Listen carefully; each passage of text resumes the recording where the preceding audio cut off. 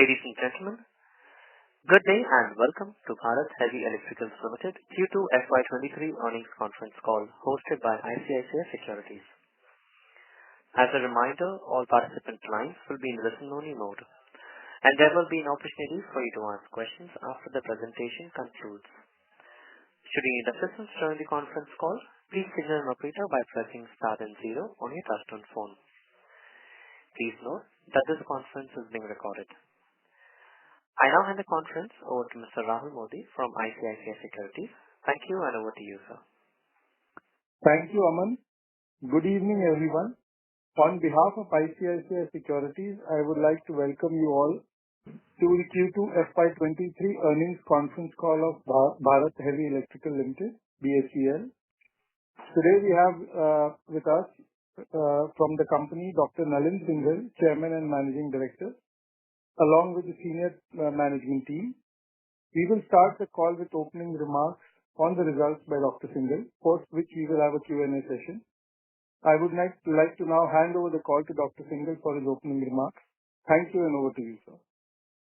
Thank you, Rahul. Good evening, everyone. I am Nalin Singhal, CMD BHEL, and I have with me Srimati Renuka Gera, Director Industrial Systems and Products, Shri Upendra Singh Matharu, Director Power with additional charge of Director HR, and Shri Jayaprakash Srivastava, Director Engineering and R&D.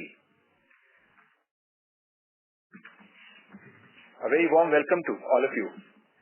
The Indian economy is expected to be amongst the fastest growing major world economies in the current year, despite impact of geopolitical conflict, increasing inflation, and subsequent monetary tightening by central banks across the world.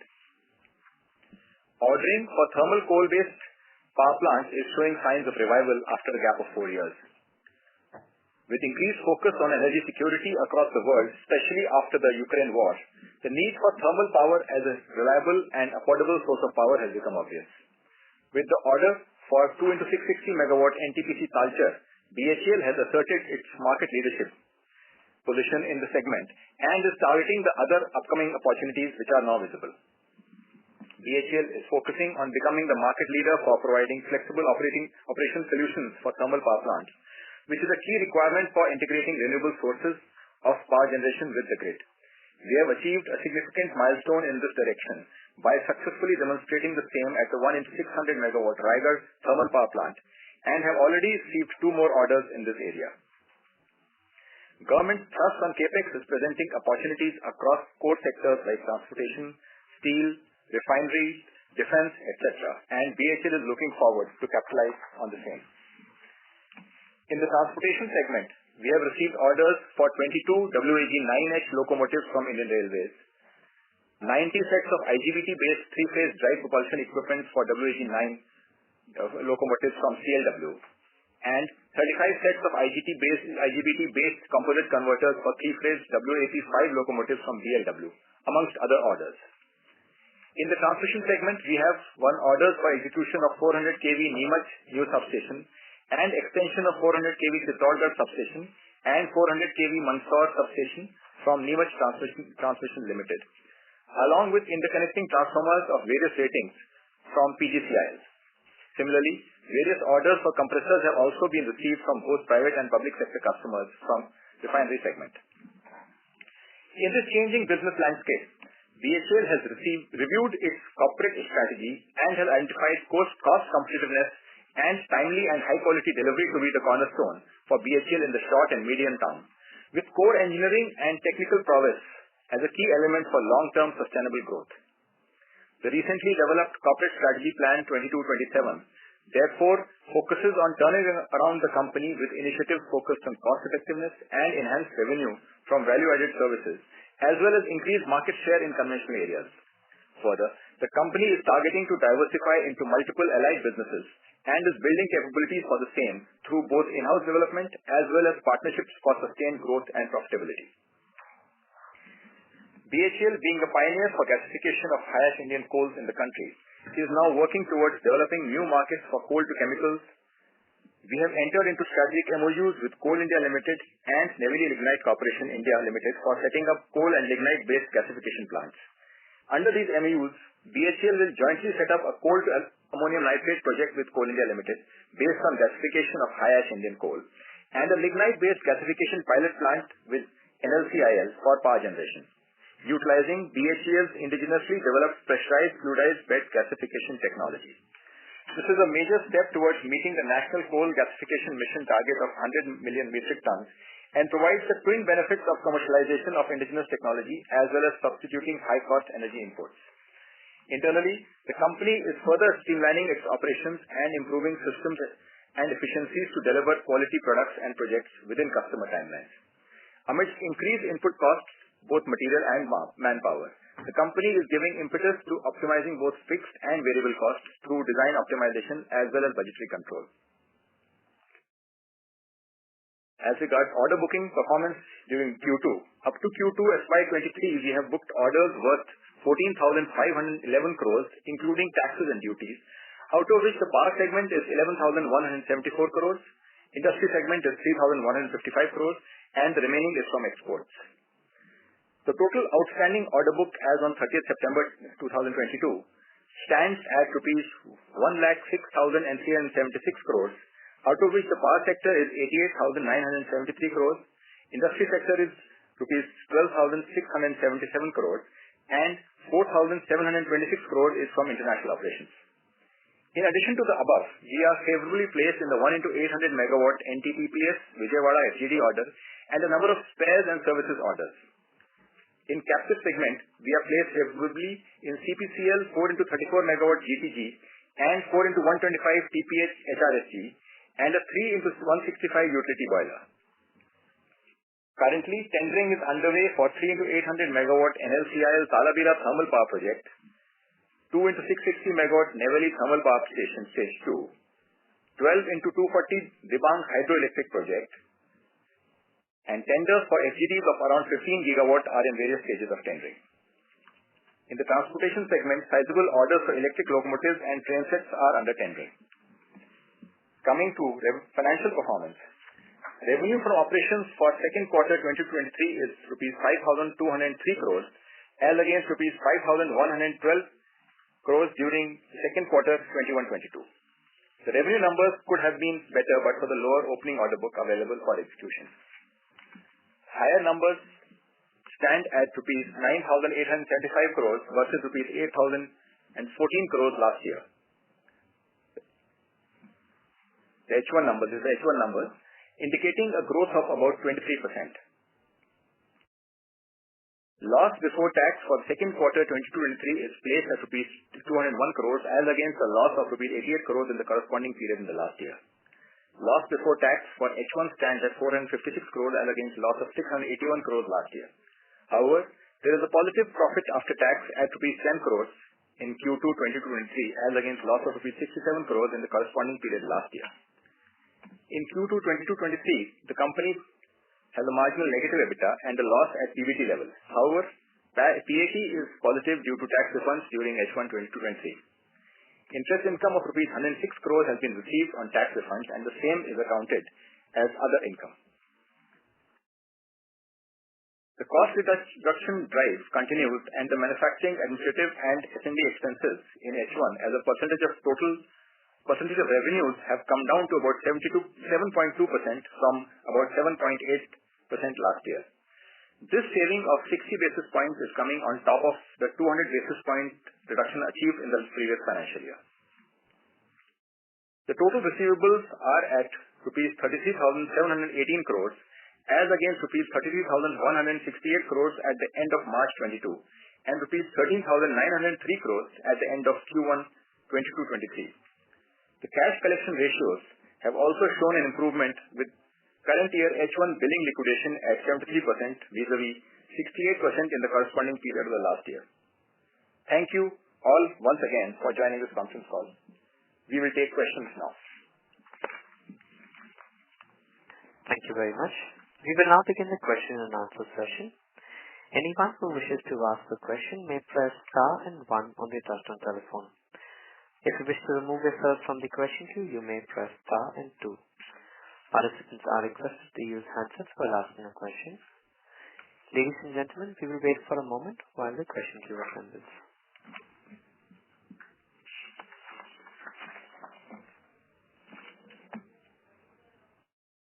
The First question is from the line of Deepak Krishnan from Macquarie. Please go ahead. Thank you, sir, for the opportunity. I just wanted to check on the order inflow pipeline. While you indicated 2 projects are under tendering, do you kind of expect them to be bid out by FY2023 itself? And just maybe from a longer term pipeline, 1 year out, how do you kind of see the tendering pipeline, especially for the power sector? The Talabira project we are expecting to be completed in the current FY. Talabira tender is and US for Tharu Director Power and Talabira tender is already out, for which technical bid has been submitted by the bidders, including BHEL. So a financial bid is yet to be invited, and we hope that within this financial year, financial bid submission will happen and it may reach a maturity. And there is another tender of 2 into 660 lignite-based Neyveli, phase 2. That tender is also out, and its bid submission is due in the month. So that I don't think will come in the current year. Maybe in the first quarter of FY2024. And any longer term pipeline, say 1 or 2 year out that you longer term pipeline, because based on the state utilities have shown interest in setting up power plants where the old power plants have been abandoned. They will be setting up new power plants. We are already in discussion with Haryana, Gujarat, and DVC. They are close to some 4.6 gigawatt of tenders are expected to be there in the next financial year. And so maybe just one follow-up question. I think on profitability, we still see that at EBITDA level, the company is still reporting losses. And you had indicated a couple of quarters ago that probably you require 30,000 crores on an annual basis to break even. So are those 2 factors still there? And do you kind of see some improvement in profitability with execution picking up?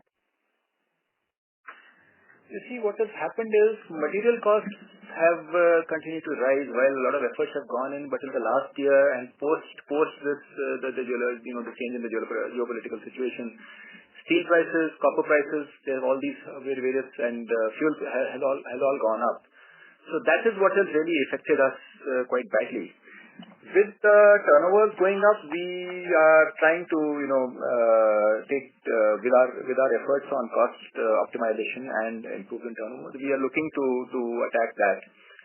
Of course, the old order being on a very competitive basis, that continues to be an issue for us. But as the ordering picks up, I think we should be able to do better on this. Sure. Maybe just one last question from my side. The net provision created or withdrawn this quarter, and any FX gain that was reported in this particular quarter, just to data point?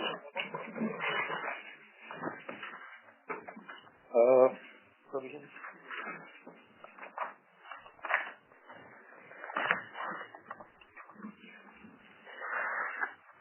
So the net provisions in this we have creation of 238 crores, withdrawal of 378 crores, and a net provision of 118 crores. Sure. And any FX gain in the quarter or the 1H? Any foreign exchange gain in 1H? We see some on the cash flow.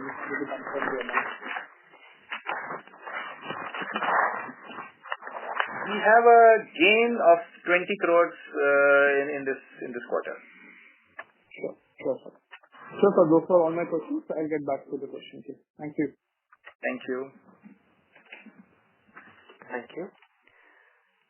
The next question is from the line of Mohit Kumar from DAM Capital. Please go ahead.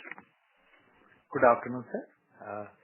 My first question is on the NTPC and Adani, the EPC orders. I believe that NTPC is talking about more EPC orders, especially for Lara Singrauli and Talabira and Daldipalli.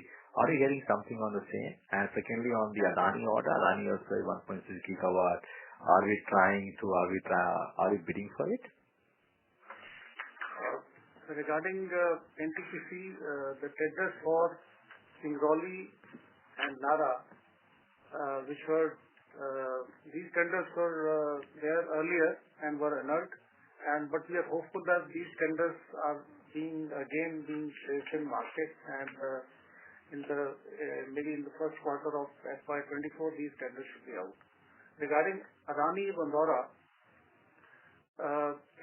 because there was certain change in the parameters, so due to this, I think the implication was there, and we are awaiting for the next decision from Adani in this regard.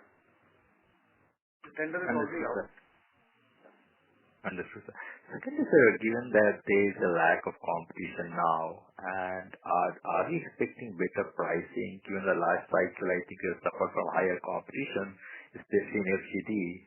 Are you expecting better pricing in the coming orders for the power plants and FGD now? FGD, if you look at the pricing, which comparing with the earlier set of orders, lot 1, lot 2 orders of NTPC, the pricing is better now, and it is significantly better than the ones which were bid earlier. But this level, but still it will be very competitive at this stage also. So the price level has increased significantly from the earlier level. And also, I think we are moving towards more favorable payment terms as well. So how is the tender term changed, sir, for the EPC contracts? Is it better now for FGD and the in the interim period, you see, in the interim period, we have shifted to a fairly adverse set of payment terms. But if you look at culture, the terms have more or less come back to our earlier terms. If you look at something like the Patratu or the FGD orders, the terms had become quite adverse at that stage, which had caused a huge stress on our liquidity as well. Mm-hmm. Understood, sir. Thank you. Best of luck, sir. Thank you. Thank you. Thank you. The next question is from the line of Atul Tiwari from Citi. Please go ahead. Yes, sir. Thanks a lot. So this 14,500 crore rupees of order inflow was for the first half, right? Or was it for the second quarter? This is the first half. This is the first half. Okay. And so how much of it was in the second quarter?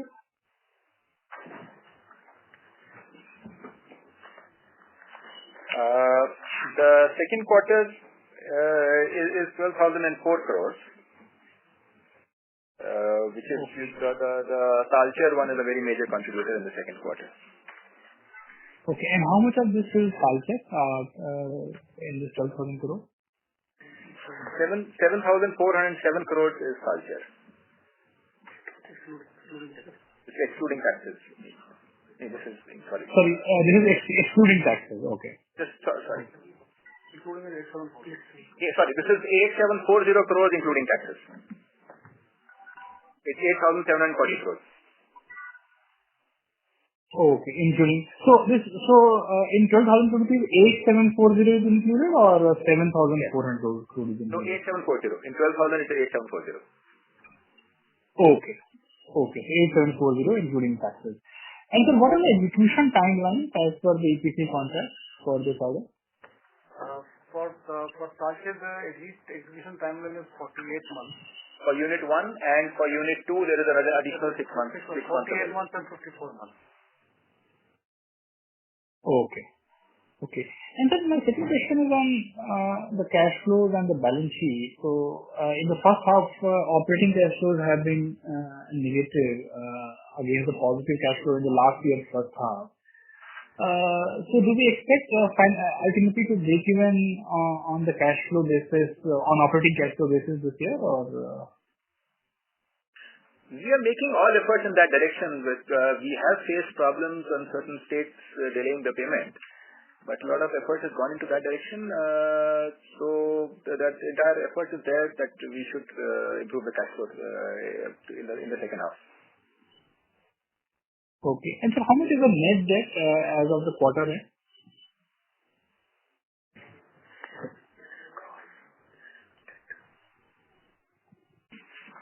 Net debt at the end of the quarter would be 5,680 crores.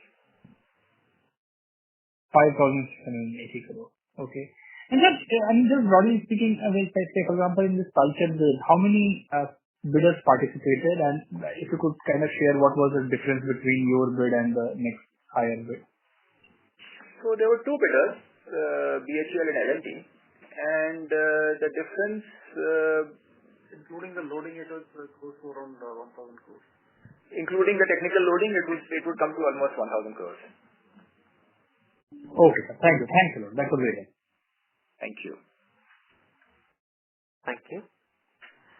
Our next question is from the line of Nikhil Abhyankar from DAM Capital. Please go ahead. Thanks a lot, sir, for the opportunity. First of all, I would like to ask about the order, sir. So the capital plan and the rate is around 3.1 trillion. Sorry to interrupt you. We are unable to hear you. Am I audible now? Hello? Yes. Can you go ahead, please? If there is a break. So the capital plan by the railways till FY2026 is around 3.1 trillion only for rolling stock. So what kind of outlook do we have for the railway orders in the medium term? And also, can you throw some light on the defense orders as well, as there is more focus on indigenous equipment and everything from the government? So railways is a very serious segment for us, and you are aware earlier that we had got a first order for the train sets, Vande Bharat train sets, for the 4 train sets, and going ahead, there are 3 more tenders in the pipeline. One is opening very shortly. So we are working with collaboration with other players to bid for these orders, and we are very seriously making an effort to get into this business in a full-fledged way. Any estimate as to what is the target for it? Sorry? Any estimate as to the targeted order inflow for it, for railway segment? I don't think I'd be in a position to give you any estimates on this thing, because we are seriously bidding for all the 3 train set orders as well as the loco orders. We are going for that, but I don't think we can give you a number of what we would be able to get.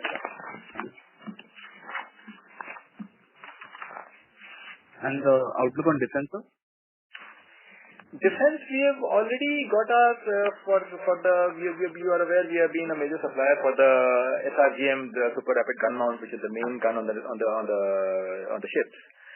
So we are now going to an upgraded SRGM. So we have already got the order for the first 2, and in the entire this entire order over the next 4 or 5 years is expected to be almost 50 guns.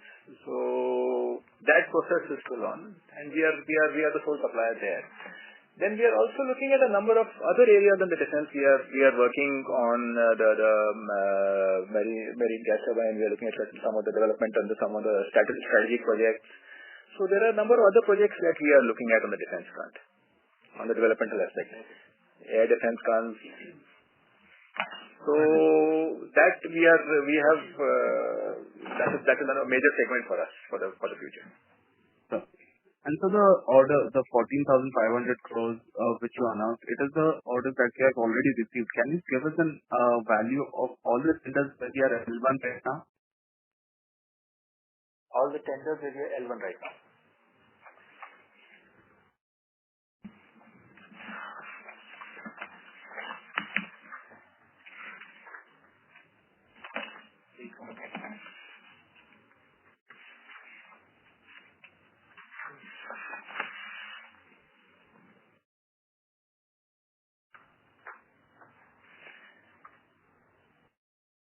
So the major one, of course, you already aware, the major one should already come through, which was Talcher. But as of now, what are all there in the pipeline is the Vijayawada FGD, 800 megawatt the FGD, and Ukai Unit 3 and Unit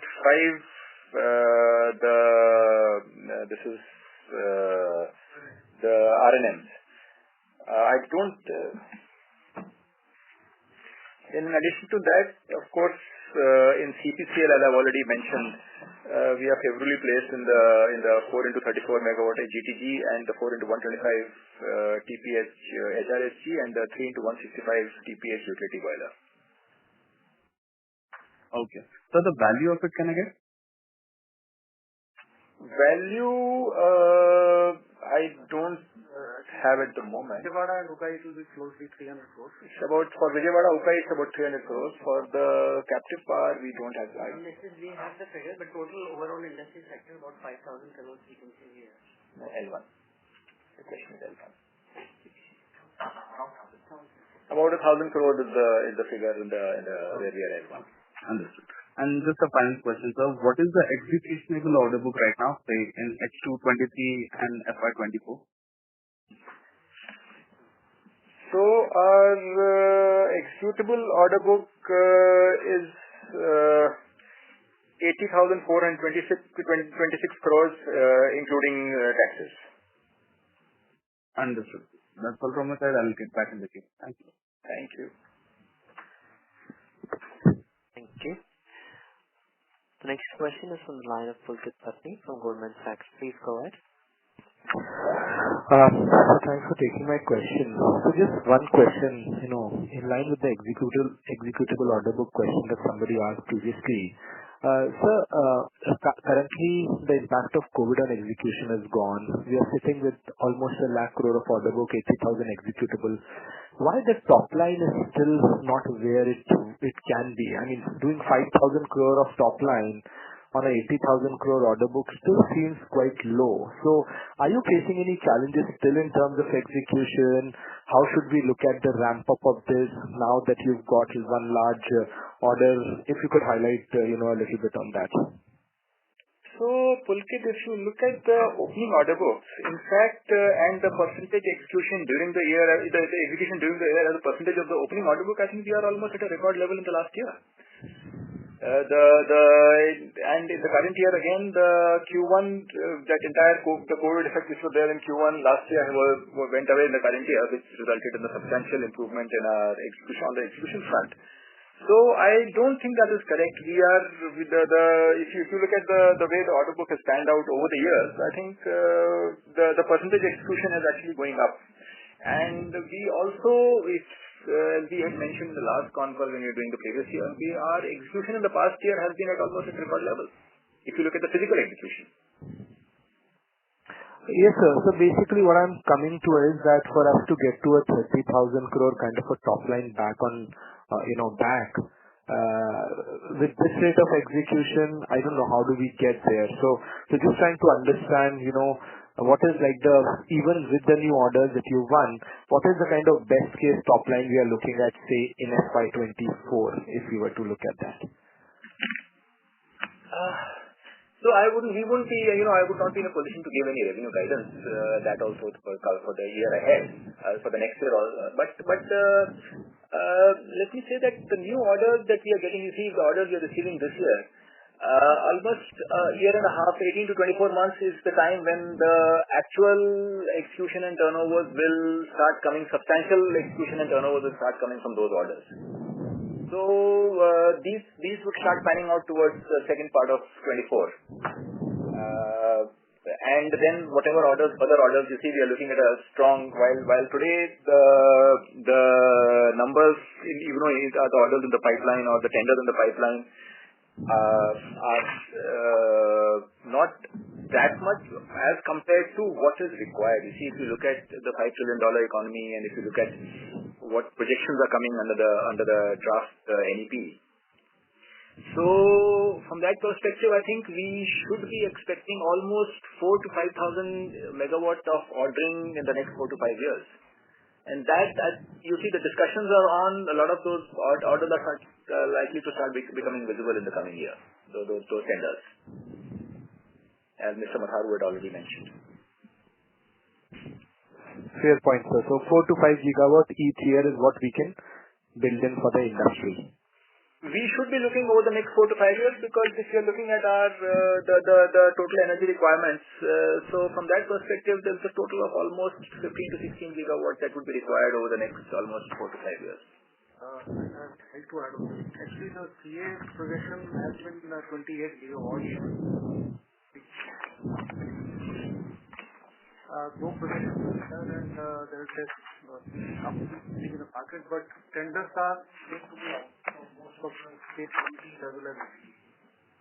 So looking at the age of the plants also, I think there is a significant chunk of power plants which are more than 40 years, more than 30 years old, close to some 27 gigawatts. So many of them are around 28 gigawatt plants are above 30 years of age and need to be retired, for which some plan has already been given by CA. But tendering is not happening at that pace. But we expect that situation to change in the coming year. You see, as you already seen in the current year, the shortages and the issues which have come up. So that is gradually picking up pace. Got it. Thank you for that. Thank you. Thank you.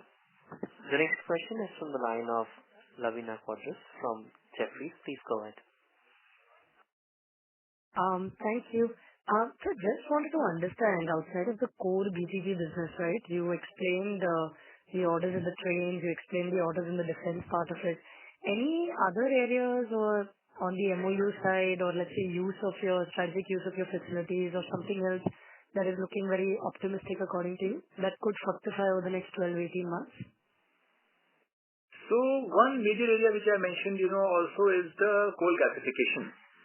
So under this the national mission on coal gasification, we are looking at the target is 100 million tons per annum by 2030.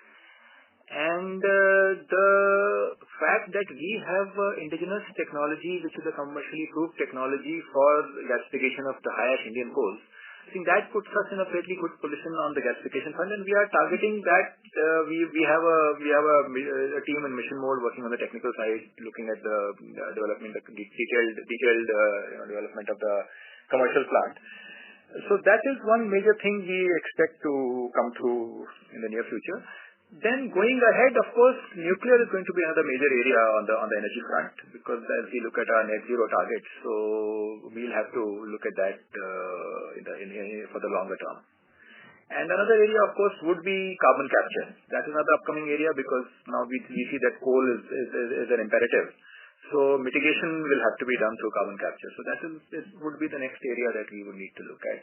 On that front, of course, you are aware of the AUSC development that we have made, and we are now looking at our first technology demonstration plant for the AUSC.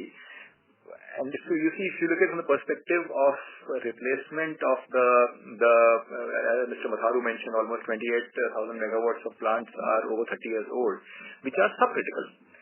So replacement of those with AUSC would make a significant impact on our emissions front also. So these are the sort of things that we expect to become visible in the near future.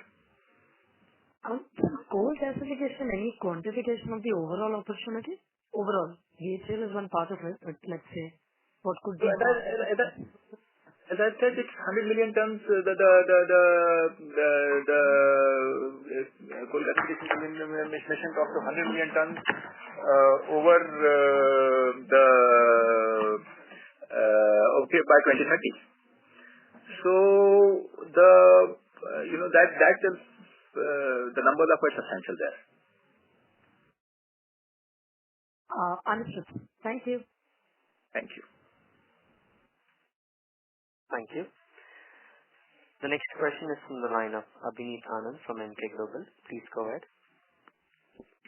Yes, sir, thanks. So from the 81,000 executable order book, based on client's schedule, what could be a broad number for the execution this year, sir?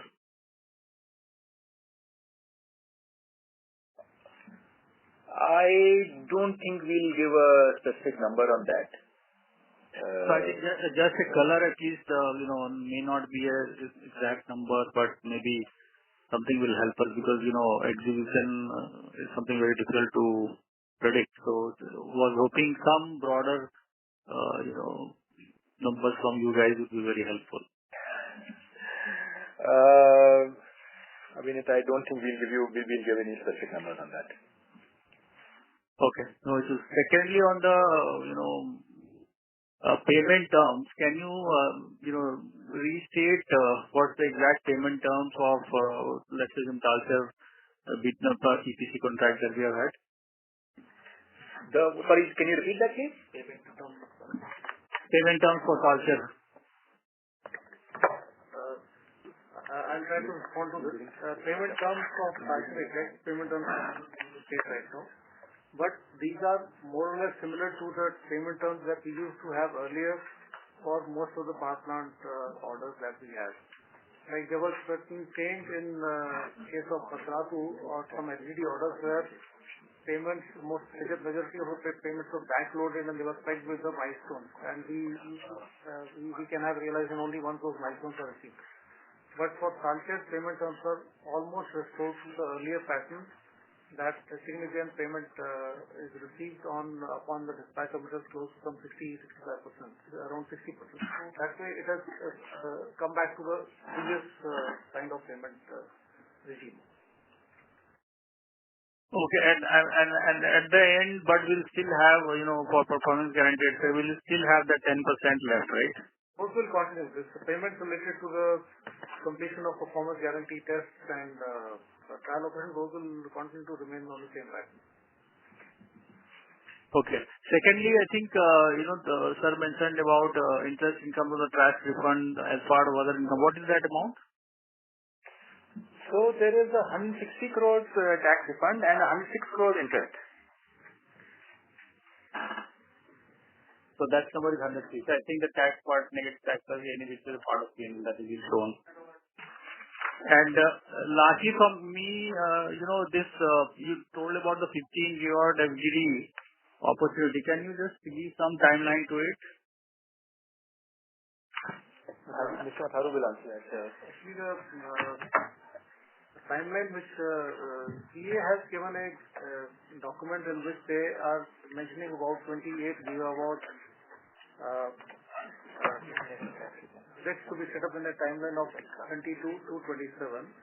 And further beyond that also they have given a plan of around 30 gigawatts. So it's totaling to 45 gigawatts in total. But the tender that we are seeing visible in the coming year is close to some 4.5, 4.6 gigawatts. And based on the indication that we get from different utilities as well as central utility like NTPC, so in a time of 2 to 3 years, close to some 16 gigawatt tender should be there in the market. I'll just repeat what I understood because there was some, not so clear noise. So 4.5 gigawatt is something which can be near term, and over the next 2-3 years, 16 gigawatt can be expected. Is that right? That's right. These may be the tenders that will be out in the market. Sure, sir. Thanks a lot. Those were my questions. Thank you. Thank you. The next question is from the line of Ashna Manaktala from ICICI Securities. Please go ahead. Yeah, hi. Good evening, sir. Thank you for the opportunity. Sir, I wanted to ask you about what is the proportion of our top line coming from spares and service? Maybe you can give the Q2 number or one for H1 as well.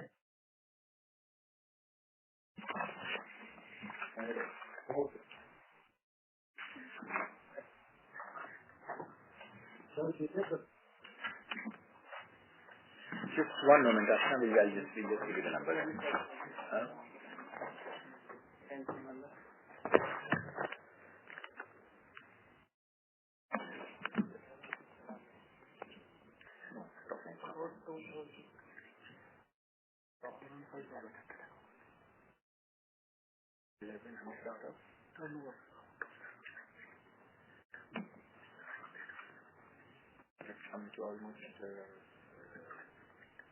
Roughly about 12% or so. We are looking at 1,100 out of 9,400. So that's roughly about 12%. And sir, how are we looking at the spares and service number to grow forward in the coming years? This is an area where we are actually trying to, ramp up this number because we have now taken up entering into long-term spares and service agreements with various customers. So which would speed up the ordering cycle and would also give us a bigger share. The complete ordering for those units would come to us. So with that, we and of course this other The aim here, to speed up, we have also started a process of advanced manufacturing action to reduce our cycle time. And that, along with the flexibilization orders, I think that should help us ramp up this number in the coming years. Okay, sir.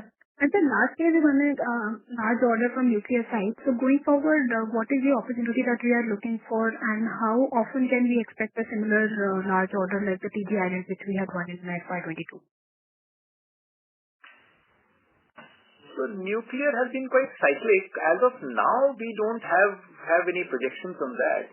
But then there is, you see, from an imperative of the net zero, I think this is something which will go up. And there is now a focus on SMR, small modular reactors, also to replace the old sets, old thermal sets also.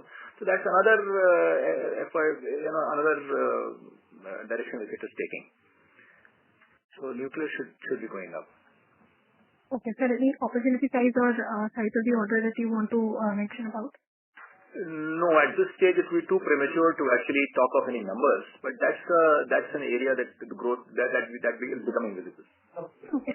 And so now coming to the overall fixed cost, as you mentioned, our other expenses have come down to around 7.2% of the revenue, and even our employee cost has been quite stable over the past couple of years.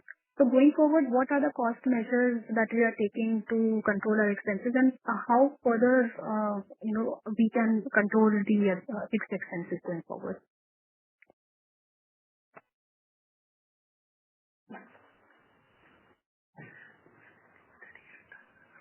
So in fact, there is a huge effort which has already gone over the last few years in this area. I think we are reaching almost an optimal level as far as the fixed cost part is concerned. While we are still making efforts, but I think the major efforts now will go into areas of cost optimization, your material costs, and review of the basically design to cost sort of initiative. That is the way we will need to go ahead. Okay. Thank you, sir. And sir, one last question on of our diversification strategy. Are we also looking at electrolyzer manufacturing?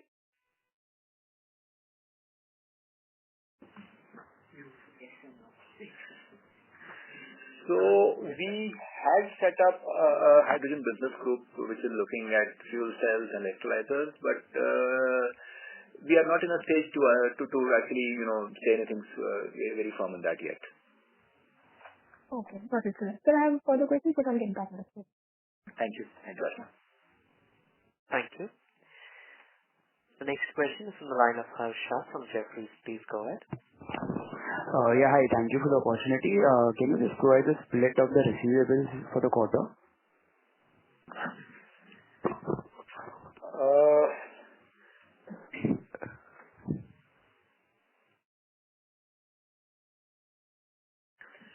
So we have a total outstanding of 33,718 crores, with contract assets at 27,094 crores and trade receivables at 6,624 crores. And the breakup between the center state? Central would be 37%, state 42%, private 14%, and international 7%. And lastly, on the 2Q order book number, it would be great if you could just repeat the number. I just missed it. The Q2 order book? Yeah.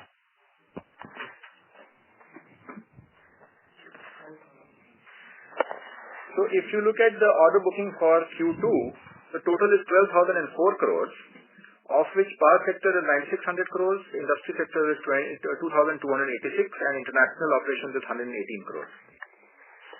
Okay, thank you so much. Thank you, Asha. Thank you.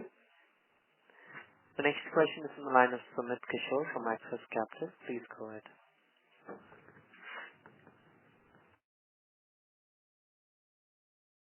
Sumit Kishore, your line is unmuted. Please unmute yourself and go ahead.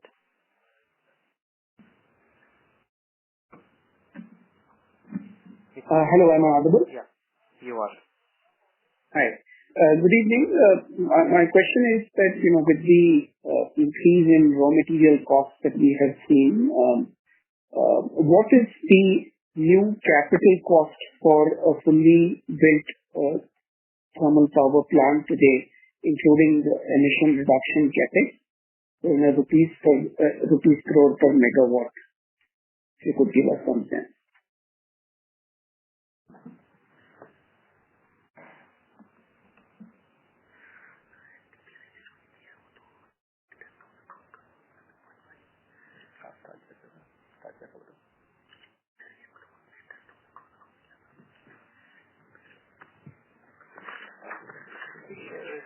It will vary on the configuration.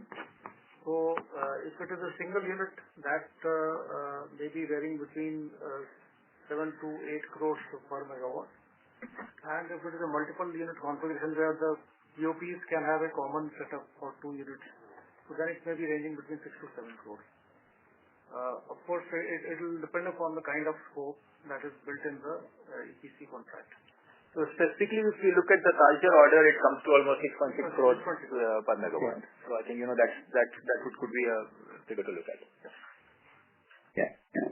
So at 6.6 crore, we know that BHEL in the past has made 40% plus gross margin, which is now hovering around 30%. So I'm just trying to also get a sense from you that this particular bid that you have made would be sort of helping you get your gross margins back to earlier levels, or because of competitive pressures and the new realities where orders are limited, you have to sacrifice pricing also to some extent, given the difference between L&T and you was only 1,000 odd crores for this contract. So you see, we would be looking at a mix of specifically for Talcher. Of course, we are looking at improved margins over what we have had in the previous years. And as the ordering picks up, those margins should then stabilize. At the moment, you see, even though a lot is visible, but the real orders has not yet happened. Those are the only ones that happened after 4 years. So you can well appreciate that it has been a competitive order. Coming after 4 years, the first order has to be a competitive order. But that situation should change over a period. Okay. And given the opportunities that you're looking in coal gasification, carbon capture, is there any CapEx that you would need to do to sort of bring your manufacturing capacities or recondition them to the new growth areas? So what would be your CapEx, say, for FY23, FY24? So the 23-24 capex is still to be worked out, but we are now looking at significant manufacturing capex because we are essentially a manufacturing company, and going ahead we have to stay in the field with modern facilities. So that is going to result in higher capex in the coming years. But you would have some budgeted plan, right, for this? Not yet. We haven't. Once we this is in the process. So once our budget is complete, those figures will get frozen. Okay. And just to understand, for coal gasification, what is the thumb rule on capex for, say, 1 million ton of coal to be gasified, and what is the capex for the plant that needs to be set up? It's a little early for that, because the first plant we are still the engineering is going on. Now that first plant will be at a certain level where we are also looking at some sort of a PLI or a viability gap sort of funding to be there. And as the numbers pick up, it will stabilize. So I think it's a little bit early to give a specific figure. Got it. Thank you, Dr. Sheil. Thank you. Thank you. Next question is from the line of Deepak Krishnan from Macquarie. Please go ahead. So thank you for the follow-up opportunity. I just wanted to understand, in your current order book, how is it split between fixed and variable price contracts? fixed in business? Sorry, can you repeat that? How much of your order book is fixed price contracts where you cannot pass the cost pass through, and how much of it is variable where you are linked to a WPI index? So I think almost 50-50 sort of a breakup is there, but I think going ahead, the PVC we expect PVC to become more of a norm. The Talcher also has the PVC built in. And going ahead, I think ordering will largely, I think that era of fixed price contracts, people have understood the repercussions of fixed price contracts on the execution. So I think that is changing. Sure. So maybe just one follow-up question. So if you look at the draft CEA, it says that the fossil fuel-based power plants go from about 236 gigawatt to 274 gigawatt. That's roughly about close to 43 gigawatt of gross addition. But if you take the 25 gigawatt that's under construction, that just implies 17 gigawatt incremental capacity over next 10 years. So just wanted to reconcile this CEA number with your number of about 4 to 5 gigawatt incremental capacity addition. Just wanted your views over there. So you see, this is the total increase that you're looking at, but at the same time, what we had mentioned was, about 28 gigawatt of plants over 30 years old, which will need to be, and which are lower efficiency, higher pollution. So they will need to be replaced. So that number will add on. Sure. Okay. And maybe just on payment conditions, how are we? We still have about 42% of receivables coming from state to state. So essentially now I understand it's largely Andhra, Telangana and Tamil Nadu, but have you seen any improvement in payment dispatches from those states, or how comfortable are we in FGD as well as, conventional power of, participating in state-based orders and their payment terms? Over the longer term, we are actually looking at improvement. However, as you've seen when we told you the Q2 figures, there has been a fallback because there are some specific issues which have arisen over some funding issues to a couple of states. But I think over the longer period that a lot of the issues have got sorted out, TANGEDCO and TSNCO and those places, So I think we expect this phase to stabilize. Sure, sir. Those were my questions. Thanks. All the best. Thank you. Thank you, Deepak. The next question is from the line of Hardeep Parvatani from Omkara Capital. Please go ahead. Yeah, thank you for taking my question and giving me the opportunity. There are two specific questions. I want to understand first that in terms of the EBITDA level, when we are going to see the stability in the upcoming years or in the upcoming time, where BHEL sees that from this time we are going to have a stable EBITDA at least in a positive side. And secondly, when I see the BHEL, now you are coming into the new businesses. So next couple of years, where the BHEL sees itself in terms of the business segment also, because it's a long time, our financials are extremely volatile and we are not able to generate a very strong margin. So what's the focus of the management of the BHEL going forward? If you can at least share with the people on the call, and these are very normal questions to answer. Yeah. Thank you. I think if you look at from the top line perspective and the business perspective, we are, as you already mentioned, we are looking at diversification, and some very strong areas that we are looking at are coal gasification, AUSC, nuclear, and then of course defense and railways. If you're looking at the bottom line and the EBITDA perspective, you see today there is a lag typically between when we are making an effort in the technology development, getting the order, and actual turnovers happening against those orders. So as I mentioned earlier, in the current year as well as in the short term, we are facing challenges on account of the competitiveness of the previous orders. As the new order execution picks up, I think that should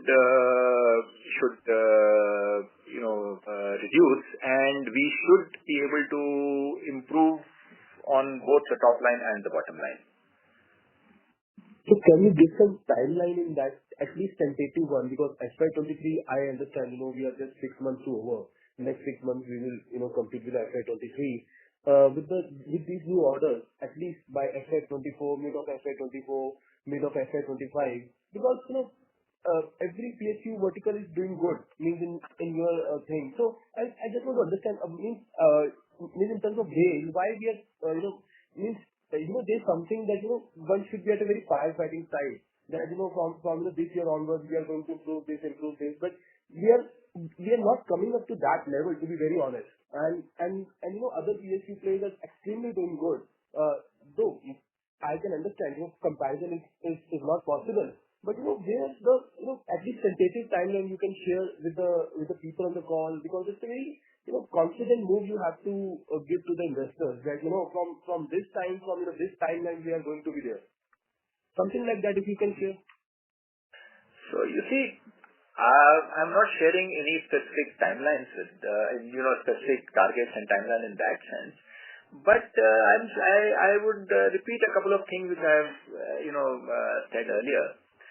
So on the one, you see the entire issue on execution front. So which was our shift over from turnover centric to a project centric operation.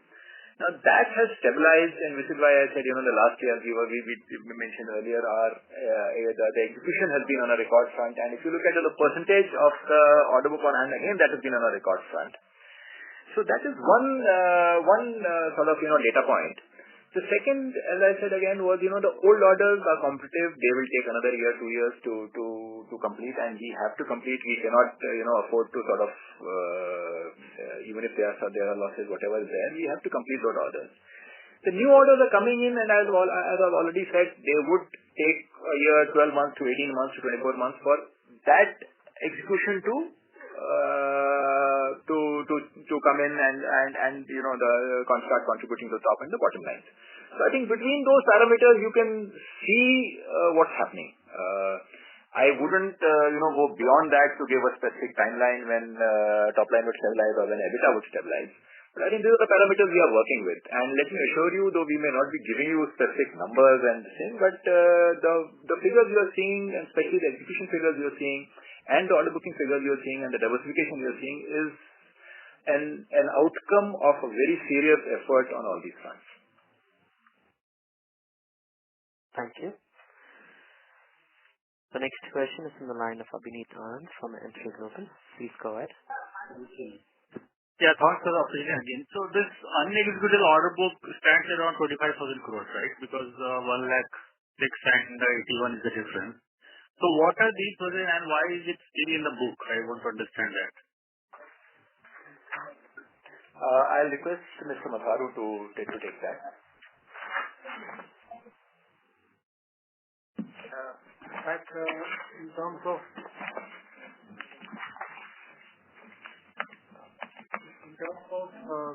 megawatt, the figure is for past is around 19,000 megawatt. And the project is a long list. I can mention a few that there have been some orders which have already some projects which have on like Ratan India, Visa Power. Sorry to interrupt, sir. Can you speak near to the mic? Not able to hear.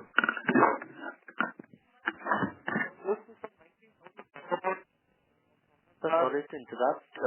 You are still not audible. Am I audible now? Yes, this is better. So if you look at the projects which are under hold, close to some 19,000 megawatt of orders are under hold. So some of the projects which don't have any hope of revival, which are under liquidation or are under LCNP, like Ratan India, Visa Power. Besides that, we have hope of revival of some projects like Upur of Stangetco, 2 units of 800 megawatt, and Damodar Valley Corporation, Raghunathpur also. These are expected to be revived. And besides that, is a long list. I may not be able to take all the names. So this figure in terms of megawatt is coming close to 19,000 megawatt.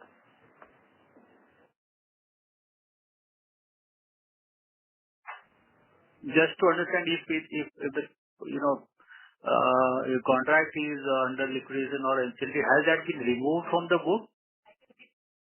It has not been removed because we have launched our fee based on. Basically, the issue is that commercial settlements are pending in a lot of these cases. So once those settlements are done, then there will be the time. So there will be two types of things here. You see, one is where we are expecting revivals, and the other is where NCLT casing is going on or other proceedings are there, where arbitrations are on, where settlement is pending. You see, that will close when the complete this item finishes really. So is it possible to just bifurcate the amount in the two buckets that you have said? Because expectation of revival part is something which is crucial, right? Which can add to our order book in coming years. We can share that separately. We can, that information we are happy to share. We'll share that separately. Sure, sir. Thanks a lot. Thank you, Abhinay. Ladies and gentlemen, that would be our last question for today. I now hand the conference back to the management for their closing remarks. Thank you, and over to you. Patient hearing and an interactive question answer session. And thank you very much for your interest in BHEL. And goodbye. Thank you very much. Ladies and gentlemen, on behalf of ICICI Securities, that concludes today's call. Thank you all for joining us, and you may now disconnect your lines. Thank you.